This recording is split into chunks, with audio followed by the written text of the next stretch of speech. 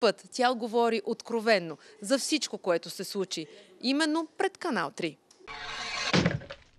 Колко ги събра тази вечер? Ами, 3 награди. Важни. Много щастлива. Много съм щастлива.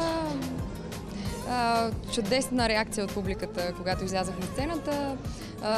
Като изключим, нали, първоначалния гаф, който някакъв пирон имаше на сцената, който ми опъна роклята. Но пък се радвам, че след това, може би това ми беше най-голямото притеснение цяла нощ, защото все пак роклите са ми малко по-големи, малко по-официални. И така, според мен, колкото напрежение, толкова и уникални моменти имаше тази вечер, но аз съм изключително щастлива най-вече от публиката.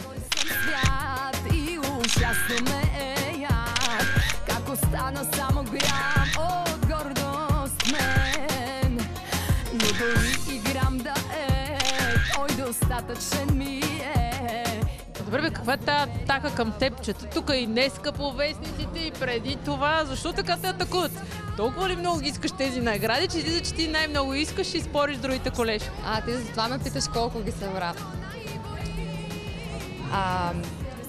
Аз да ти кажа, откакто са започнали тези спекулации, цялата тази атака, която си беше планирана срещу мен, цялата тази... Това си беше умишлено създадено според мен и то си беше към мен. То не беше от мен създадено, а то беше към мен направено. Защото знаеш, че на теб ти е ясно, че когато един човек работи, когато прави хубави песни, няма как да не започва да пречи на други хора, на конкуренцията. Но пък аз благодаря, че има конкуренция, защото благодарение на тази конкуренция мога да покажа моята музика и моите песни. Не съм давала интервюта относно тези грозни неща, които се случиха, защото за мен това е грозно. И не знам кому беше нужно цялата тази спекулация и защо точно мен набедиха, че аз трябва да съм инициаторка на нещо подобно. Какво да ти кажа? Принципно наградите са важни, защото всеки един от нас работи, всеки иска да бъде оценен и да има стимул по-скоро. Хайде така да го наречем, да има стимул да работи и следващата година. И чак такава война, някакви атаки, днеска чета, че някаква страница си пуснала против Галена във Фейсбук. Викам, боже, защо е това нещо? С това дори не съм го прочела. Ти или твоите фенове сте направили някаква страница? И срещу мен има такива страници, но аз не съм обвинила никой и не съм нападала никой. Нямам и намерение да го правя, защото ние сме преди всичко колеги и ние пак ще се видим. Този концерт приключва, но ние и утре сме хора. И ние и утре сме хора, така че ако някой се чувства обиден, нека да ми се обади да ми каже какво съм му направила. Защото реално погледнато аз не мисля, че бих паднала толкова ниско, за да се занимавам с нещо подобно. Относно колажите, държа много да уточня, че бяха изключително грозни и който и да ги е направил, аз по-скоро бих си помислила, че бяха направени от определен човек, за да опетняват моя имидж, а не за да опетняват имиджа на другите колеги, защото това беше първо свързано с мен. И аз не мисля, че една майка би се почувствала добре, когато види дъщеря си по такъв начин, нали, която и да е. Така че за мен това беше страшно грозно. И тази медийна война и тази наистина много грозна война, тази кампания, която вървеше през годината, просто беше ненужна. За нас е важна публиката, за мен са важни моите почитатели. Аз мисля, че когато правим музика, ние е редно да говорим за хубавите неща.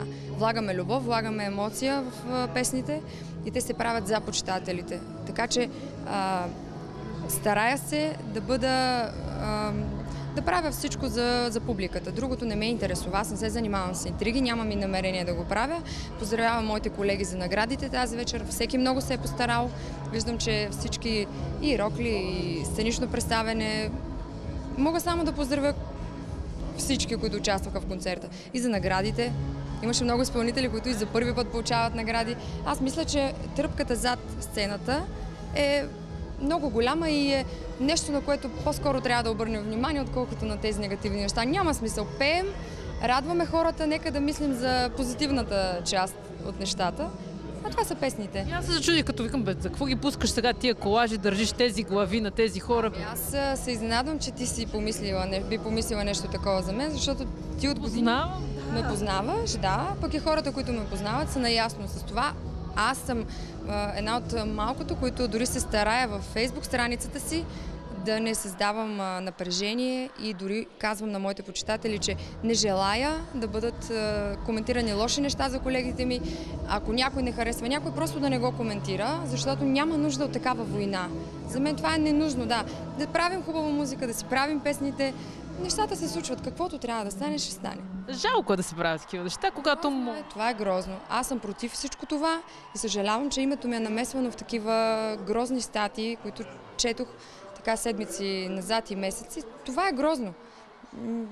Браво, че така удържаш на всичко мъжката.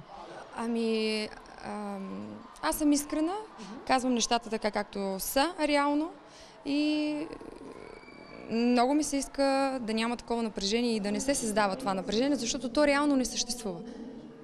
И така, живи, здрави. Благодаря ви, че сте тук с нас да отразявате концерта, събитието. И аз ти благодаря. Какво искаш да постигнеш тази година? Песни ли? Повече да обърнеш внимание на личния си живот? Четох тук, че си бременна, не ми изглеждаш така. Не съм бременна, не съм и била бременна. Виж, в охраната се смея на това нещо. Не съм бременна, не съм и била бременна, но се надявам един ден да имам тази чест като жена, да усетя какво е да бъда майка. Тази година си пожелавам да бъда здрава, любимите ми хора, семейството ми да бъдат здрави. Искам позитивни неща и позитивни хора около мен. Искам хитове, искам да правя хубави песни и се надявам, че старая се да работя в тази насока. Визията ми, музиката ми, песните, публиката, това не е важно за мен. Другото, каквото се случи, това.